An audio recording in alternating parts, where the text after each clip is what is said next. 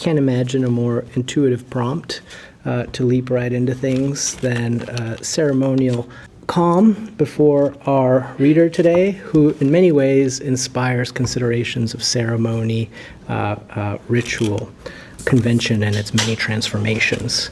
On that note, I have to say that our director of creative writing, John Wilkinson, regrets not being able to be here. As a former colleague of Joyelle McSweeney's, he couldn't be here because he's sick. And so he's deeply regretful, but he sent me his notes for the introduction, which I will do my best to ventriloquize into something of an introduction worthy of the poet for today's reading.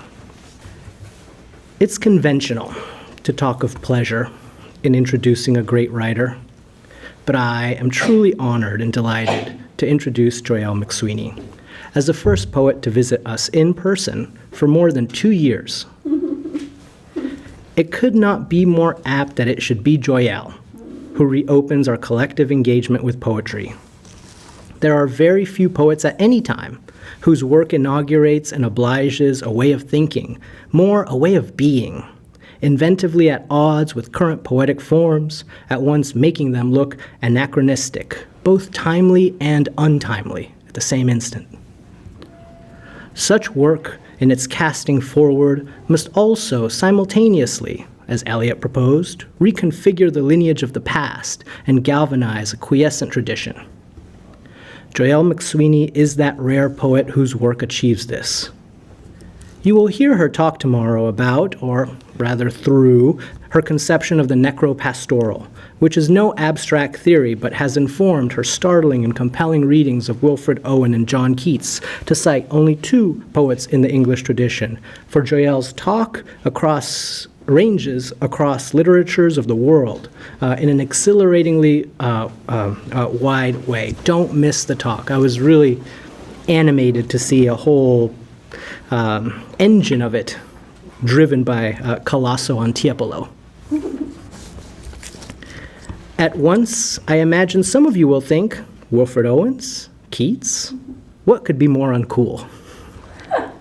Well, Keats is hot news again. The climate is changing, but Joyelle's poetry is an extreme meteorological event which buckles the blighted landscape. Speaking out of a narrow embeddedness in the English tradition, I would call her poetry neo-Baroque, and would trace a line from McSweeney from Crashaw and Beddoes to the post-war apocalyptic and confessional poets. What this signifies is that after a period of tiresomely puritanical shrinking from the lusciousness of lyric and rhetorical extravagance, and of ironically self-defensive queasiness around the first-person singular, Joyelle's poetry doubles down, triples down even, on the embarrassingly and unashamedly poetical. Her poetry comes on to us as a sexual, suffering, oozing corpus. But her poems are also absolutely responsive to our present moment. She is a poet as drone pilot agonizingly unable to detach, and a poet who, steeped in biblical language, arraigns the earths and the creatures' destroyers and despoilers with the force of an Old Testament prophet. Wow. She is also a poet of terrible personal tribulation and of tenderness. A battalion poet of excess who is ethically forceful and admonitory. Amidst excess, these poems also weigh the fright of every word. When Joyelle writes a simple phrase like visiting days in her toxic sonnets, it feels as though time does not pass, but merely visits, which is what it feels like on a hospital ward. When she writes to resume in Arachne, the set of poems mourning her baby, that feels simply heroic. Joyelle McSweeney is the author of Toxicon and Arachne, most recently published by Nightboat in 2020, one of the half-dozen most significant books of poetry in English this century. Beside Arachne, in this book, I'd single out Toxic Sonnets, a crown of sonnets dedicated to John Keats, which starts, I read about the tubercule at night, and ends, I read about the tubercule at night. The tubercle that killed John Keats metastasizes and swells into life and death. That is what this wonderful book fights throughout to affirm. I could choose any number of poems. I alighted on sheep at Derrygmloch to exemplify the force of this necropastoral. Derrygmloch, a desolate blanket bog in Connemara, is the site of a ruined Marconi wireless station and the landing site of the first non-stop transatlantic flight by Alcock and Brown in the Vickys Vimy. It is the veritable site of modernity, grazed by sheep crazed with scrappy, a prion disease of the brain. The poem's rain-drenched agona of weeds, tuneless aeolian chokehold is Haney's antithesis, transmitting still, streaming out of decay. Joyelle is a professor of English and director of creative writing at Notre Dame. With Johannes Goransson, she edits and publishes Action Books, which, to quote its mission, seeks to move poetry and poetics from the other literary cultures into the center of U.S. poetry discussions and undermine the nationalist rubrics under which literature is marketed and discussed, and has succeeded in this with an internationally recognized list of translations, notably from Korea and Latin America.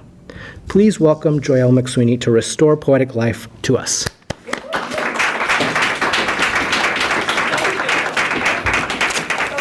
Thank you so much for inviting me to be here today for your first in the flesh reading in a couple years. And I think it's amazing that we're all here tonight. So a round of applause for all of us for getting here.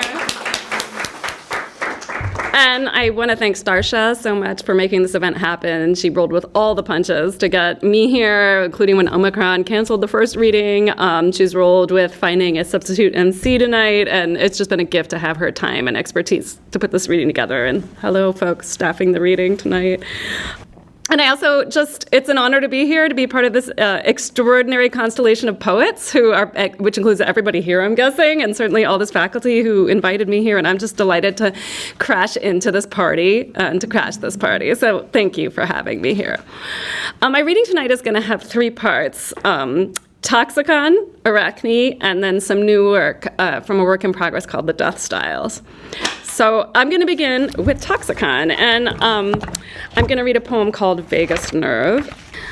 So I've been thinking a lot about performance, and I think about performance as event, which makes sense when we're all here together for an event tonight. But any event comes into the force field of time and bends it a little bit. That's an idea that I learned about by reading Susan Laurie Parks. And so even an event can be any kind of event. Anything that you add to the timeline is a powerful one. At the same time, I think sound is an event. Sound has eventfulness to it.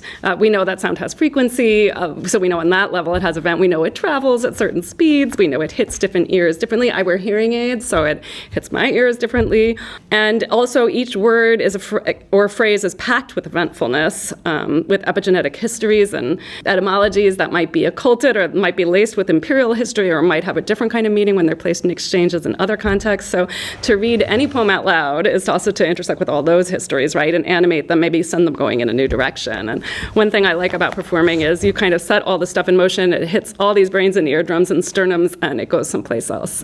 I feel like I'm really just one place the sound is moving through when I read, and for that reason I love to read. Okay, so related. This poem is called Vagus Nerve, and it's a nerve that runs all through your body and controls pretty much everything you do, including reflexes, choking, breathing, everything like that. And the vagus part means like vagrant, like wandering. And I was thinking about, when I learned that, I thought about the vagus nerve and how it's wandering, and I thought about the wandering stars and whether that nerve and the stars could be in communication, and so I wrote this poem. And also, this is just a way to bring some sound into the room so we can have our party with sound. Vagus nerve.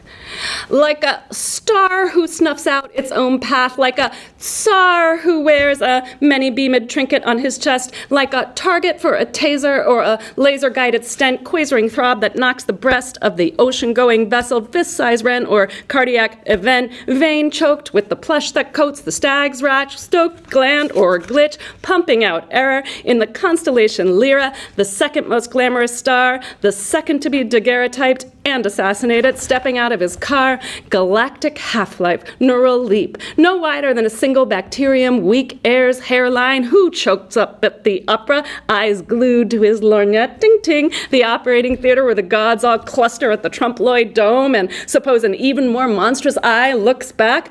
Who can swallow the view hole, a pupil? Who can take the whole thing down on his knees in the back room, on his back in the sacristy, and vomit it back up on the bar, on the altar, on the street, outside the viper room? Who chokes on the skein unwinding from his bolt like a colt's mane?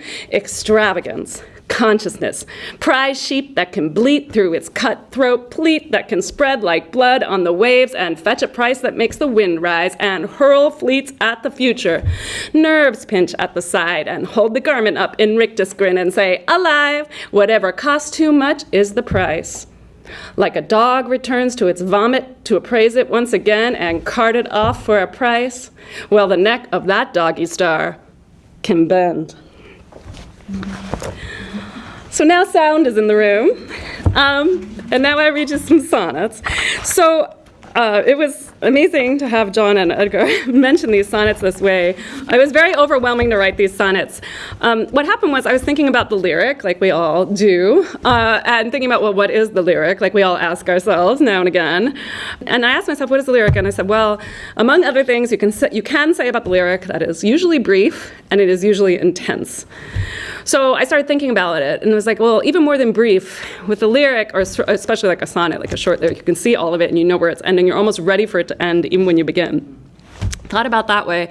I thought about the lyric as kind of fated and fatal, carrying a kind of fatality with it.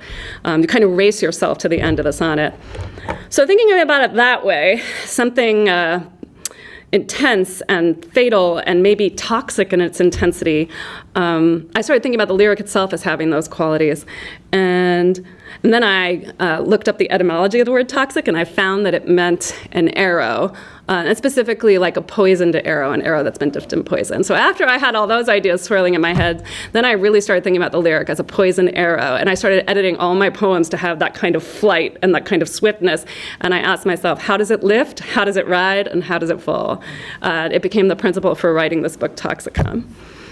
So when you're thinking about that, you're thinking about the lyric, and you're thinking about, well, what is a really, in Western culture anyway, a really honed version of the lyric. I thought about the sonnet. And when you think about the sonnet, you got to think about Keats. So, well, I do. So I did all this Keats research, and I went mad with Keats. And then I realized that I was almost eating him alive. And I was like, whoa, I am fangirling out on Keats to a high degree here. And then when I started writing poems, I realized that I was almost writing from the perspective of the tuberculosis bacterium that killed him, because I was eating him alive. So this first line, I read about the tubercle, I just say it that way as I'm an American, I don't know, at night, and I went under, is kind of about this experience. Like, I'm reading so much about historical tuberculosis treatments and getting so worked up about it that I kind of passed out, and that starts the whole Crown of Sonnets. So if you guys, for people, the Crown of Sonnets is like 14 linked sonnets where the first, like the last line of every sonnet becomes the first line of the next, and you go all the way around.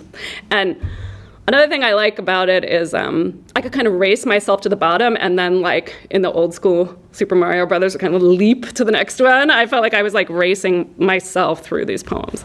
And that too seemed to have something to do with Keats and his short life. So this is the Toxic Sonnets for John Keats. I'll read about 4 or 5. I read about the tubercle at night, and I went under. As a crime scene can excite a drop of lumen to exude its hit of light, I shed wet light. I wrap the motel room in light. I carry knives bladed with sputum and an instinct for spite, like a tree that reaches upward for the heat and wants to burn, or lay down in the slurry for the churn to paper. Write me down, chum me, make me into chyme, spit me out to lay in sawdust like a germ, then burn me. I release a noxious smell. Dose me with aminoglycosides till I give in, then lay me in your litter. I'm a threat to life. I'm a threat to life, a violent butter. I spread my toxic inklings like a cloud-seeding drone and drop on crops my shake of violet water. As the clotted vena cava sucks dye for the camera, a violent thought turns all my just to anger. A fist of cloud breaks the downy crater, which vomits up its own grand crew, palpates the sternum of the sky for ulcerations. Oh, fish in flume, resting on your mutagenic breasts, who do you give your milk to? Oh, mouth that cannot close, oh, planet cleft, what cache of weapons do you lean on as you dream in your pleural cavity, desertified, depressed? Bad host, you clutch your guest. Bad host, you clutch your guest. Green seam fluoresces in night vision, signature of heat and flesh. Green ghost lifts headline to the camera, proof of life washed white by sudden flash. From satellite, Earth turns on its spit like a gut and fluoresced with bad intentions. A god descends with gifts of poetry and plague. He lights up factory hands, a baffling intervention. They tote their viral load on wheel, on wing, on breast, transmigrate the globe and upload souls to heaven. Oh, Victor Bird, oh, Vector, I am like you, a non-state actor, death-fletched, alive, immune to all elixirs. Death-fletched, alive, immune to all elixirs, I sit like a drone pilot at a dock of screens. My attention is a fang that sinks through plasma like a toxic arrow or a tooth in coke. I'm fine. I'm sick. I grip a joystick. Outside, a pink crust announces evening. Buzzards ride, heat signatures at dusk. Inside, plasmodium reshaped itself. Now slipper, now a gauntlet, tossed down the gut, and now a Glock, a mouse, a Mauser. The lucky cloud that mounts the hill to break its blessing on the forehead of the bride, or the wedding guest who's dead. Yet cocks his eye at any light now breaking in the sky. Like any light now breaking in the sky, I am the arrow. I ride and I decline. My throat's an ulcerated weapons cache where radioactive gun sites bleed their toxins in groundwater. Birds rear up, deranged. Their mitochondria are scrambled. They cannot steer by stars. I'm as disheveled. My lungs rise and two black flags inside a warning. Boil like frogs, flap, release fawn-colored scum. Skimmed from my lips, my only utterance, my spit, is studied for its signs, gross Sybil. When death leans in, his staff's encircled by a viper. I adorn him with my spittle, with my cipher. So that's half the toxic sonnets. So I wrote those, the toxic sonnets, they had a very specific subject matter. I wanted to spend my time with John Keats, in the grave if necessary. But they also worked like a snare set for fate because I was collecting all this language, like my ear was selecting all this language that was in the air right then, and this is about bird flu, which was in the air right then. But obviously by the time it was published in spring of 2020, just as lockdown started, it looked like it was all about the things that led to COVID spreading, and in some ways it was, And in that way, it seemed like and made me wonder, discuss amongst yourselves, if any form can be kind of any fixed form, and not just a poetry form, but any fixed form can work for omenology, can become something that you can gaze into and learn about the present, and therefore learn about the past and where it's going to the future. So in this case, it's almost like I picked a set of topics and a form, and it was just like looking into some kind of magic pool of water that could show me so much, right? So that's the question. It's like poetry forms aren't usually thought of that way, but maybe a poetry form is another form of divination or omenology. So I'm going to, I'm going to end with one more poem from Toxicon. And this is a poem that works sort of it combines the methods that I've been talking about. And it's called Vesap piscus. So Vesap piscus, this is a phrase that means the swim bladder of a fish, but it actually doesn't refer to that. It refers to, in Christian iconography, if you can picture kind of a seated Jesus Christ figure with his fingers like this, and he's sitting in like kind of a smushed kind of diamond egg shape, that's the swim bladder shape. And when he has his hand raised, it's meant to indicate that he's speaking, delivering wisdom. And that's called the Vesap piscus, which is kind of wild. Jesus running around, the logos himself in this kind of swim bladder of a fish. And of course, anything that looks that genital makes you wonder Where'd that come from? And of course, it is just pasted over pagan symbols that probably represented ladies' genitalia, fertility symbols. So we have all of these images piling up in one place. How freaking awesome. Also looks like a spaceship. So I love this idea that Jesus is super mobile. He's in his fish bladder / vulva, and he's cruising, and he has something to tell us, so pay attention. So this poem just like goes there. Now you have to come with me. This is the problem with in real life readings. It's all coming back to you. The only other thing I would add is I quote a song a lot here, and it's this folk song that you might know, this kind of mountain song, I Wish I Was a Mole in the Ground. Unlike a lot of folk songs, it has this like political efficacy, and it's with using this very simple imagery. So the part that repeats is, I wish I was a mole in the ground. If I was a mole, I would root this mountain down. I wish I was a mole in the ground, which is like a whole revolutionary toolkit, like in that verse, right? So here it is, Vesca piscus.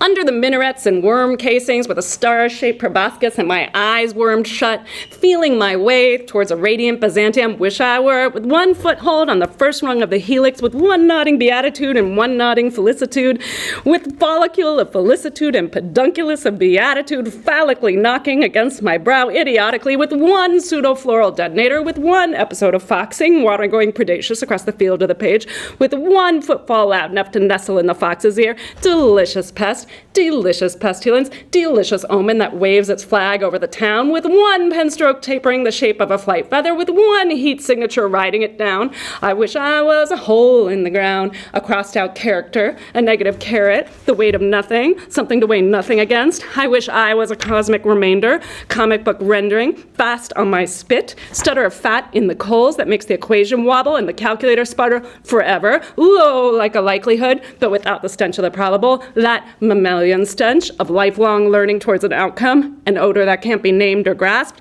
It takes the shortest route up to the brine of the brain, through the Byzantine sinus. I wish I was the heel of the hand that finds the beam of the nose bone, molecules steaming out of the kernel to excite the kernel of the brain. Our house pet, amygdala. Our house pet, a mandala. Our house pet, a mandolin. Our house pet, a mandorla. Our house pet, a mandrake. Where's the genes of a man, smothered up to its neck in the mantle the soil wears? The mother's rhymy cloak. So each creature that stands up from the sea must hold an ampule of seawater in each smock pocket of each cell. So each creature rocks with the sea's solidity, sublunary, a skull smiling, each coral reef bleached out, the fish bladder pinched but round, the vessel the godhead wants to swim in, a SIM card of information, written protein, gold gilt border underscore indication, the coral reef blacked out, the coral reef gilded swim bladder. With the right hand he makes the oracle gesture, which indicates he is speaking or about to speak. The fish bladder, the square root of 3, the equilateral triangle, is speaking or about to speak. The swim bladder of a beak, the swim bladder of a rudd, the WikiLeaks ladder in the blood, the laddered stocking that transcribbles DNA, the hair ribbon fluke. It's swim bladder, it's Vesca piscus, in which the godhead sits, enthroned in protein, in hemoglobin, enrobed, enthroned, and enthroated, the narrow road of the aerobe, the green freedom of the anaerobe, enrobed in heat, enrobed in the vent, enrobed in the ventricle, the godhead in majesty, any letter in majuscule, the visual cue for utterance, the raised hand of the orator, the finger which traced the line to the horizon line, the trajectory of weapons, the trajectory of warheads, the swim bladder of a warhead moving through the air, the swim bladder of a rangefinder, the swim bladder of an anti-aircraft missile, the swim bladder of a siren, the delicate genitals of a drone, anhedonic, anaerobic, homing, shaved mound, bleached reef, beep-line sonar, wreath of dolphins, gauntlet of whales, bacterial gantlet, gannets and gulls, the gullet, its gusty toe line, its road home, the summer flounder with its 15 eyes, the swim bladder instead of lungs, resonating chamber instead of lungs, a false seafloor, a carpet of bladders deflecting the sonar, deflecting the war line, in the benthic boundary, in the bath escape, in the bathscape of bathos, tragedy, trajectory, porcelain oval, Vesca piscus, square root of 3, sonic motor of the red piranha, sinking in its river, swim bladder disease, bad inclination instead of lungs, angle of descent instead of lungs, bubble in the brain, eustachian antenna, pneumatic duct, rata mirabile, where the blood flows backwards, leaching and guttering, its oxygen shackle, its oxygen dump, the protein umbraiding, the bleached reef shards of the sea, like shards in the grave, and only a mother could sieve them back up. Piece these shards back together. Train them up the dead ladder. The dead sons, the dead daughters, the dead husbands, the granddaughters, the whole smashed up reef of the smile of the skull in the vessel of the grave. The swim bladder. And all the teeth come chattering back home, and all the joints come knocking. Rehearse the jittery footfalls of the folk dance, falling backwards into step with the best of the sonar, of the combat, of the regnant king in his bathoscope, returning in his vessel, his miraculous net, in his swim bladder, to survey the bath escape and to smash it up, as he did in the beginning, to lower his ray of harm, to deal his shattering rays, the first blue crack in the blasting cap of day. So that's what I was thinking of, trying to finish this book, Toxicon, and I was rushing to finish it because I was going to have a baby in the fall. And I rushed, and I finished it up, and then that little baby was done. She was born with an unexpected birth defect, and she lived just 13 days, which was, as you can imagine, an extremely shattering experience. And that happened in the fall, and then in the spring, when spring came back and she didn't come back, that was a further shattering experience, and I became very angry at spring. And oddly enough, that manifested by me writing a bunch of poems all in a rush in spring about how angry I was at spring for coming and not bringing the baby. And so the poems that I'm going to read to you now, I'm going to read you 3 poems from the Arachne section that are about that spring and were written that spring all at once. And I think that's all I really need to tell you. So these are all set in South Bend. And then a really cool thing happened where the press, we wondered what to do with the poems, what to do with the poems, and then we ended up deciding to publish them together in this book because we thought that the Arachne poems really completed the toxicon poems. If the toxicon poems had kind of prophesized everything, the catastrophe that was coming with the death of Arachne, then the Arachne poems in some way authored the toxicon poems, oddly, and in some anachronistic sense, because she recast them as prophecy, and she elevated them. So we'll see if you agree with that, but here's the poems. So I'll read you 3 poems. This is the post-NICU villanelle. Evening wear, the heron unfolds like a glove in the sky because it's spring. Peels back to expose the cool wrist of evening. Evening where the hero peels off his arbor and walks around the bedroom flayed because it's spring. It's spring. The vets go down to the park on bikes with their bedrolls, their desert camo. Evening wear, even to sleep on the breast of the lawn in spring. Sweet rain with your radioactive pearl seeding, the eyelet ribbon in your braid. This evening, wear as lightly as you can upon her grave. But do not actually erase yourself from the scene. You make the spring come. And I consider that one a god who sits by your crib side and watches your monitor as evening wears on. Your green cursor blinks, your high alarm rises, a detonator's depressed, then released, and some fate arrives, like spring, in cardiac collapse. But before that, your unfocused newborn's eyes peer up from your elsewhere, at the camera's eyes, the heat lamp, your nurse, your father, me. We for once align. Oh, my sore eyes in spring. As flower appears into flower and flowers, that odor unfolds, a cotton diaper, newer than a newborn, not even once worn. The no scent of soap on air or air. I almost wrote hope, but no hope. And every no evening, infant, no nothing spring, you collapse and collapse. Some flower lays its cool, clean hand across my eyes, and blind, I inhale you everywhere, nearby and leaving like spring. And here's another poem from the same theme.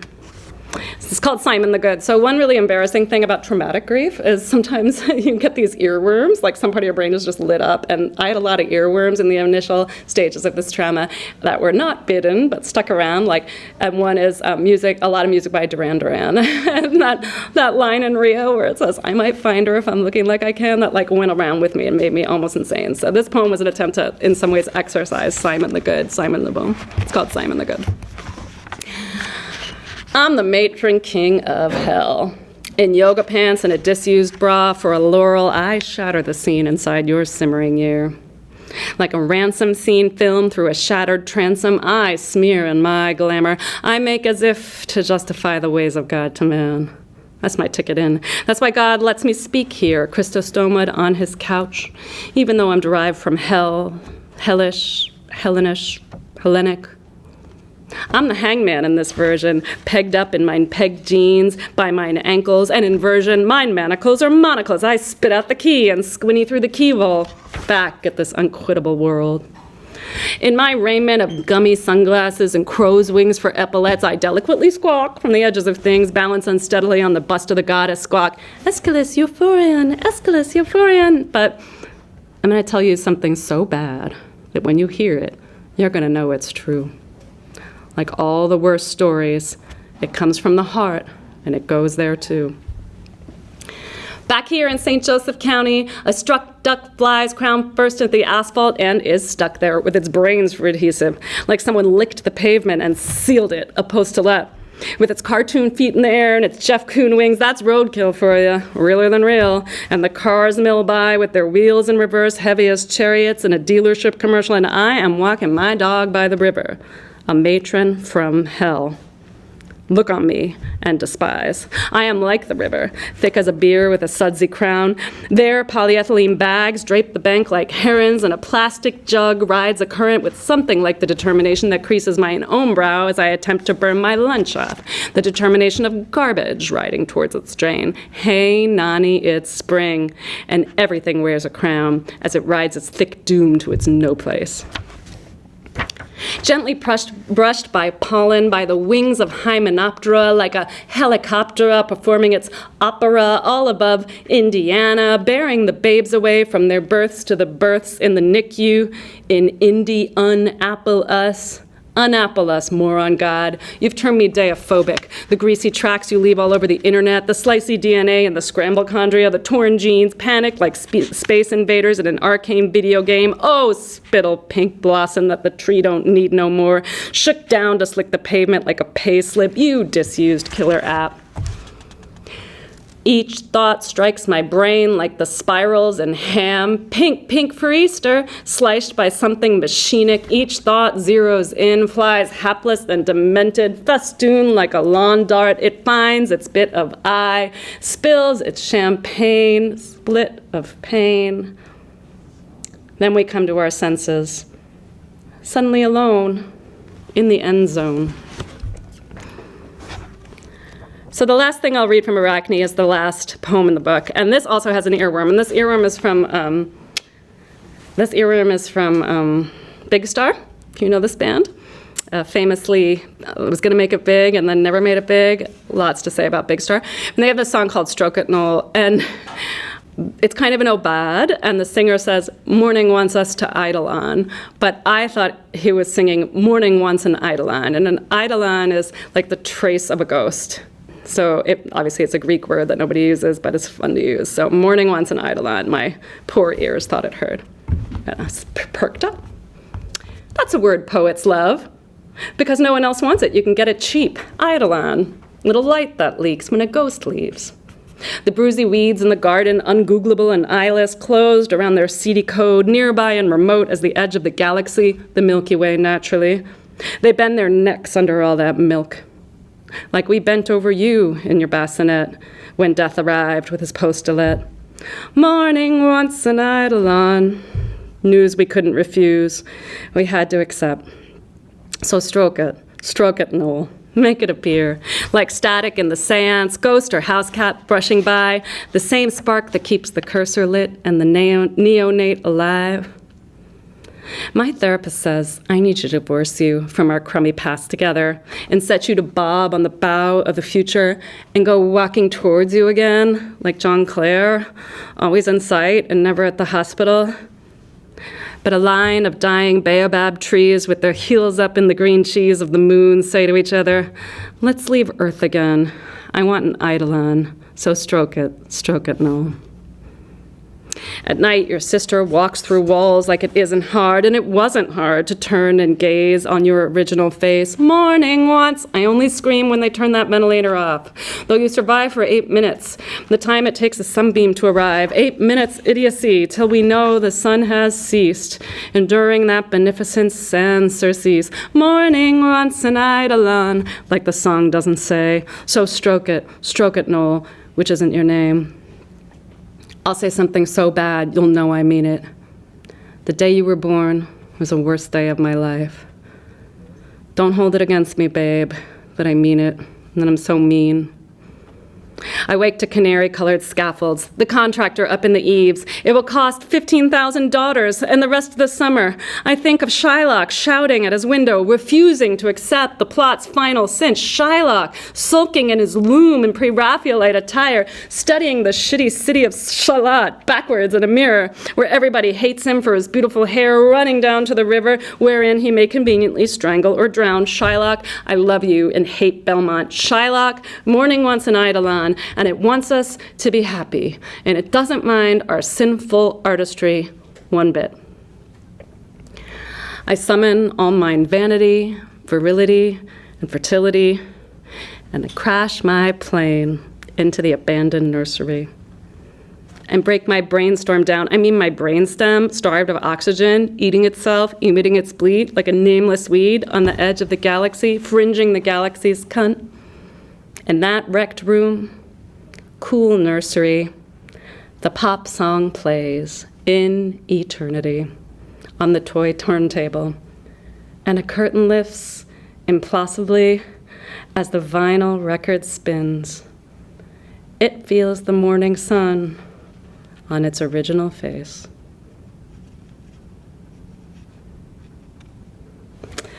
So that's the last poem in Toxicon and Arachne, and it's the last poem in the Arachne sequence. I don't know if it had to be the last poem, but when I wrote that poem, I was so angry at myself that I could write. I was so angry at myself for writing, and I wanted to punish myself. So I literally just closed my laptop and said, stop writing. Problem with that is that it's a self-fulfilling prophecy, and it's really hard to start writing again. If you order yourself to stop writing, your brain will be like, fine. So the last thing I want to do is read up just one poem from the stuff I'm working on right now. So I forced myself to stop writing, and I couldn't start again. So I had to come up with a really artificial way to start writing again. So I came up with this thing that I started calling the death styles. And, you know, a life sentence and a death sentence have a lot to do with each other, right? And the death styles kind of ask the question, like, in an unsurvivable regime or time, is it capitulation to survive, like, is to survive capitulation to that regime that wants you to, like, keep obeying it, or is surviving a way to resist that regime? Discuss amongst yourselves. It's a question that I think about. So the death styles. Another way to talk about these they are an attempt to negotiate trauma's desire to turn back and survival's requirement of moving forward. Because I didn't really want to go forward. I really want to just go back to the hospital and live those 13 days over again. But here I am, and I have other kids, and it's not an option. So those two tugs are what are fueling these poems. So the rules that I gave myself is I had to try daily writing.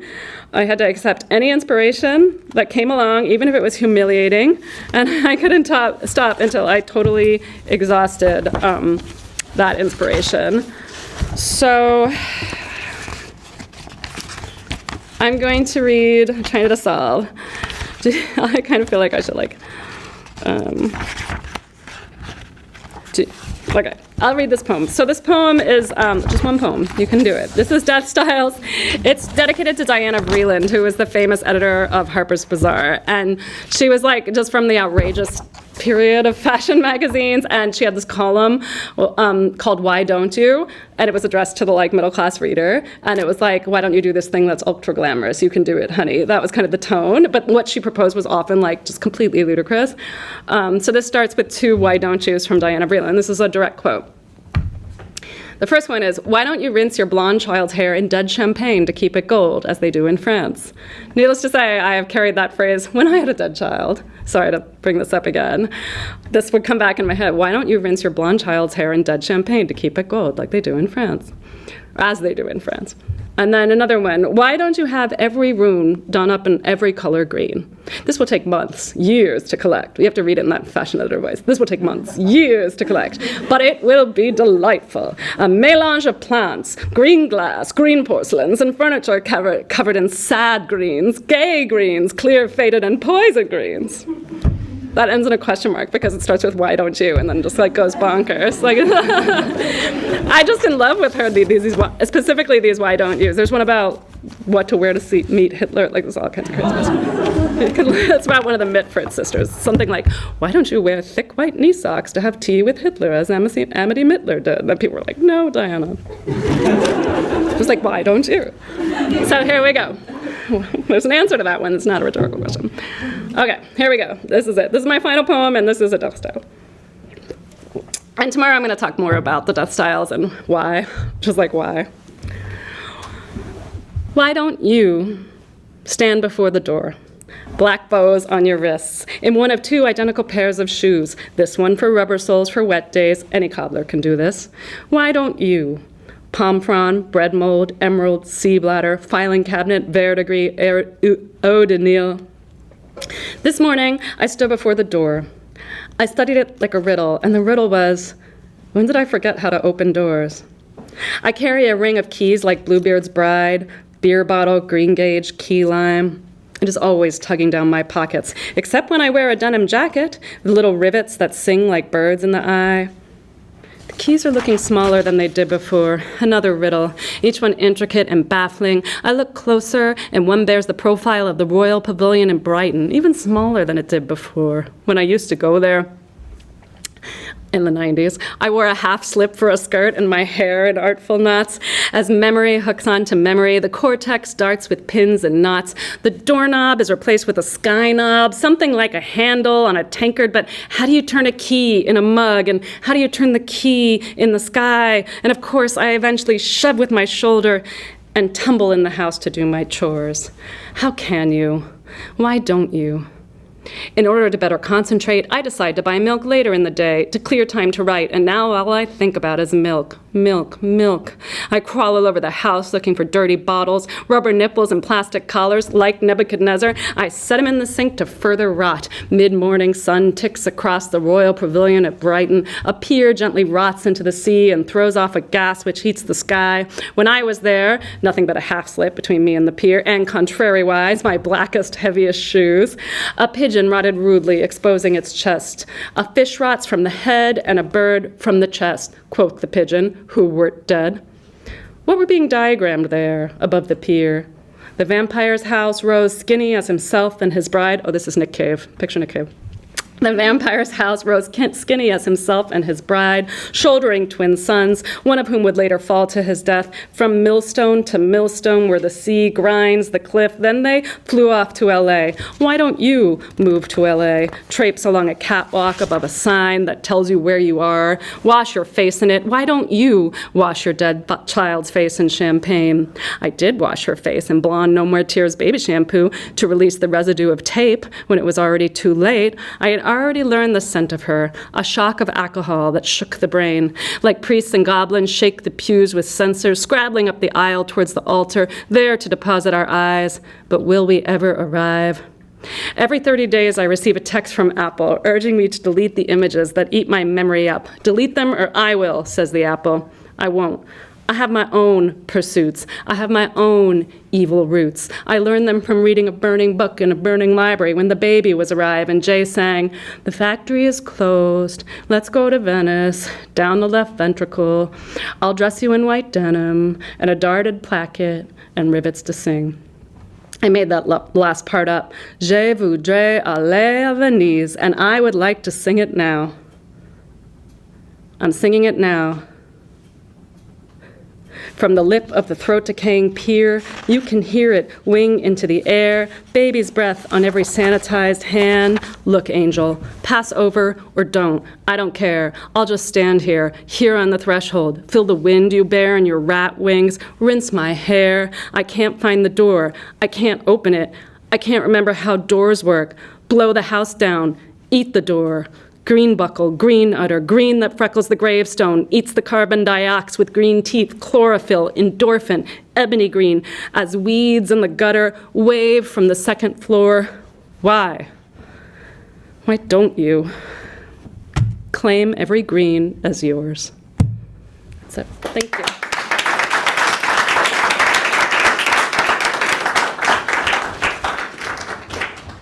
That's it. If you have any readings, questions, readings, I guess I'm done with the reading. Yes? You said you had a lot more to say about Big Star. About Big Star? Yeah. I have a lot of poems about Big, I mean, I don't actually have a lot of poems, but the fellas from Big Star show up in some poems. So if people don't know the tale of Big Star, again, it's like I don't even know how to describe it, but where to begin? It's a band that was sure they were going to hit it big, and then you can watch a documentary about them, it's pretty great, and of course for any number of record labels / historical reasons that didn't happen. There's the guy who was the singer who went on to sort of have a career in all kinds of indie bands and stunt rock projects, and then there's the guy that did not survive that experience, Chris Bell, and who was not able to proceed with life, let us say. And I'm pretty fascinated with Chris Ball. There's a picture of him, even though these guys were from the South, there's this one picture of him from his one album he managed to get at where he's standing in front of the Alps. It's like this amazing thing with like the doomed poet posed against the Alps, but this does not make any sense as a context for him. So yeah, I'm like fascinated with all parts of the Big Star myth. And then that last album with all of its strange little sinister pop songs has just really stayed with me as earworms. I think about them a lot. How about you? Do you have any ideas about Big Star? Oh, well, I mean, I only know about them. I found out about them because of the Paul Westerberg song, Alex Chilton. Yeah, so Alex Chilton is the one, as a boy, he had been like a famous singer. He sang The Letter, that song you may know, like, lonely days are gone, I'm going home, my baby just wrote me a letter. But he was like a 14-year-old, 15-year-old boy when he sang that. Then he had this band, that didn't work out, then he went on to be an art writer, kind of. So, that's Alex Chilton. And then this guy, Chris Bell, didn't really survive that whole breakup. We don't all survive. Any other questions? Yeah. So I'm really interested in performance, like the way that you use performance. And I was wondering, like, when you were writing your poems, do you think of how you would perform them? So I definitely hear the poems. So it's a weird thing because I have a hearing impairment that only developed over the last 10 years, and it's really like redefined my relationship to sound. And it's made my writing like even more associative because I'm like chasing the sound that I hear in my head. And with a word, there's even more wordplay now. My poems are even more sonically intense than they were back when I seemingly had perfect hearing. So that's one part of it. Then another part of it is I really try to get out of the way of the sound when it's coming, when I'm writing. So in that sense, yes, I am thinking about the sound, but and then when I perform, I try to do it pretty much the same way every time, which is self-defeating, I know. But I do kind of want to be a playback, kind of a playback device for the sound itself and have it just come into the room and lead me. So I do think about it that way. And then another part I would just say is that since my poems are really lexically like intense on purpose, they have a lot of words, a hyperdiction, that can be a drag to read, let's just face it, on the page. If you feel like you have to understand every single word, which is not important, you just have to hear the words. And wonder what kind of weird Looney Tunes net you're getting in, like wrapped up in when you read them. So, but that's always been true in my writing, that's just how my brain works. So when I first read my poems, like back when I was 25 years old, people would be like, oh, that was a fun performance. I didn't realize that's what it would sound like because it looks so dense on the page. And at first I was very discouraged by that, and I thought, how can I use the page to make it more like a score? And that just wasn't for me. So then, I could never get it right. So then I suddenly had this realization, like, it's like, I didn't invent text. I'm not Gutenberg. It's not my fault this thing doesn't make noise. So then I decided, I decided I would just like do the opposite. Like come in and be like, you know what? I'm gonna make a noise here. You never knew that this object had it in it. I'm just gonna shake the noise out. And I really just started like playing up the sound and hopefully the surprise and the sense that there's like an event happening because suddenly the sound is popping up, like where is it coming from? So in a sense, like what seemed to be a shortcoming of the medium, or possibly a shortcoming of myself, I just decided to like lean into it and let all this sound and event and performativity like pop up when I'm here or when I'm on Zoom. And then we really recognized that performance is actually something distinct from the book in that regard. And then the loon into the hand gestures just our way of like marking time and making some of the humor clean, like come out, because otherwise like one can get lost in the cycle of words. Yeah. So thank you so much for Sure. reading. I just wanted to say that I really appreciated you sharing the toxicon poems. I come from, I'm not from so much like a classroom creative writing background. I'm a bio major with a specialization in endocrinology. And I wanted to ask something that I think is very similar between medicine and creative writing, and I think perhaps even like motherhood, is that they're often framed as callings rather than professions. Second, there's on this one. That they're often framed as callings rather than professions. Mm-hmm. And I wanted to know kind of how you approach your practice and how you use your toolbox as creative writing, and whether or not you, like yourself, view poetry as like a profession or a calling, and how that informs your work. Oh, I wish it was my profession. I mean, I love teaching actually, and so this goes back to your point in a way too, because I think like we are humans, and almost every human has a part of their brain that is interested in sound or language, or possibly both. And when I get to teach, I think one thing I do among other things is do exercises to help students like unleash like the part of their brain that finds sound delightful and surprising.